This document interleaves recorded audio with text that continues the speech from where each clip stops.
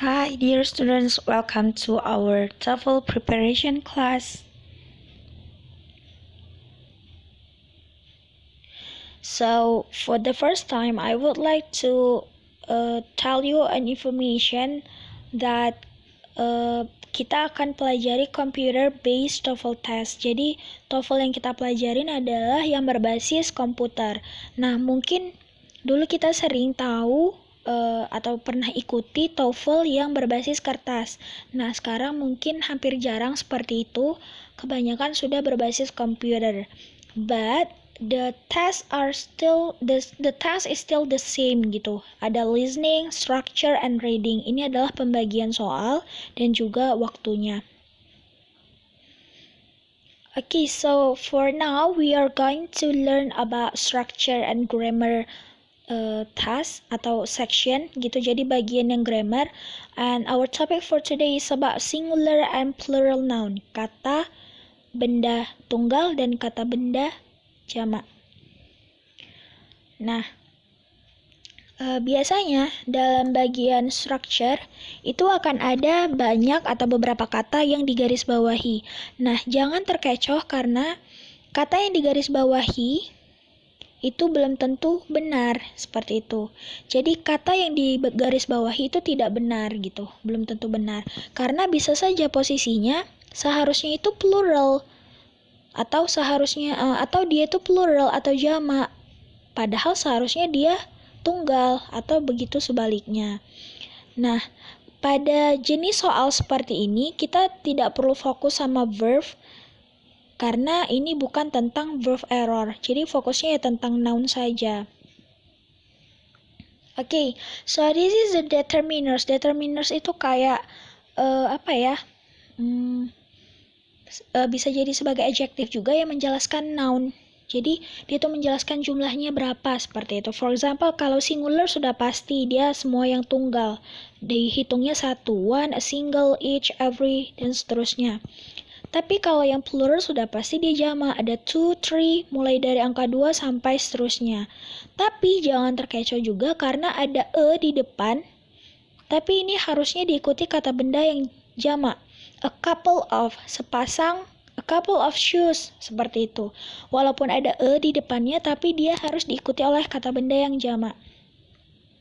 For example, this flower is a yellow rose. Ini this-nya satu bunga karena ada Kalau yang ini, these flowers are yellow roses. Bunga-bunga ini adalah bunga mawar yang warna kuning. Jadi kalau dia jamak, ya harus jamak. Next, di structure and grammar section itu pasti ada error. Jadi kita harus menemukan kesalahan yang muncul gitu ya. Jadi ada error yang terjadi di situ. Nah, biasanya ini kesalahan yang berhubungan sama kata benda yang jamak, tapi yang tidak beraturan. Kalau yang beraturan kan kita tambahin s or es di belakangnya. Tapi kalau yang irregular, dia sudah ada aturan tersendiri. For example, child menjadi children, man menjadi men, atau woman menjadi women. Nah, yang sering salah adalah fish. Fish kita sering bilangnya fishes, padahal singular dan pluralnya tetap sama. Next, error yang berhubungan sama kata benda yang tidak bisa dihitung. For example, furniture. Mungkin selama ini kita tahunya furniture itu terlihat seperti kata benda yang jamak, karena bisa terdiri dari mungkin table, chairs, lemari, and so on. Padahal ada beberapa kata yang tidak bisa dihitung jamak. Information, bread, and so on. Seperti itu. Next, errors with plural compound nouns. Jadi ini adalah kata benda yang majemuk gitu ya. Dia minimal terdiri dari dua kata. For example, travel agent, house cat.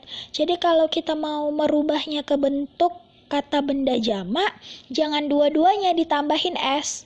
Cukup kata terakhir yang ditambahin s. For example, travel agents, dinner parties, and house cats. Seperti itu. Lalu ada angka beserta atau diikuti dengan pengukuran. Nah, ini it's quite tricky, agak bisa mengecoh juga. Karena kalau di bahasa Inggris itu angka ini memiliki posisi yang berbeda. For example, when you say they went for a 6-mile walk. Jadi setelah ada pengukuran, ada kata benda, itu nggak boleh bentuknya jamak, walaupun ini angka 6. Jadi kalau ada kata benda, setelahnya itu harus singular. Berarti di ini posisinya adalah sebagai adjective. Adjective itu kan harus menerangkan tentang noun. Jadi kalau setelahnya ada kata, ini nggak boleh jamak. And look at this one. Kalau ini kan nggak ada kata lagi di belakang pengukurannya. Nah, dia wajib jadi plural. For example, misalnya 7,000. Dia menjelaskan berapa ribu, ada 7.000. Nah, thousand-nya itu nggak boleh pakai S. Karena setelah 7 ada thousand, atau sebelum thousand ada kata yang menjelaskan angkanya berapa. Tapi jika pengukurannya itu hanya berdiri sendiri, ya kita harus membuatnya menjadi plural. For example, thousands, millions, and so on. Okay, so this is a sample test for you. It's like the first exercise. Jadi ini pertemuan kedua dan ini tes pertama. So as I told you before that for structure and grammar section akan dikasih beberapa huruf. Jadi huruf-huruf ini mewakili kata yang salah. Jadi yang kita pilih adalah kata yang salah dan nantinya akan kita perbaiki seperti itu. Nah, kata-kata ini kita mungkin agak terkecoh nih, yang mana ya, seperti itu. Nah, kita harus mengikuti aturan atau tips yang tadi sudah saya jelaskan. So for example, number 1, the US President serves a maximum of 2 4-year terms. Nah, kenapa jawaban yang salah adalah yang D? Berarti ABC itu benar, yang salah adalah D.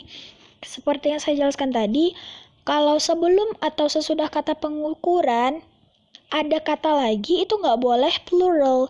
Kalau dia cuma sendirian saja, tidak ada termsnya, baru boleh 4 years, tapi karena ada kata yang mengikutinya, dia harus dalam bentuk singular. Makanya yang salah adalah D. The next question, thousands of antibiotics have been developed, but only about 30 are in common use today.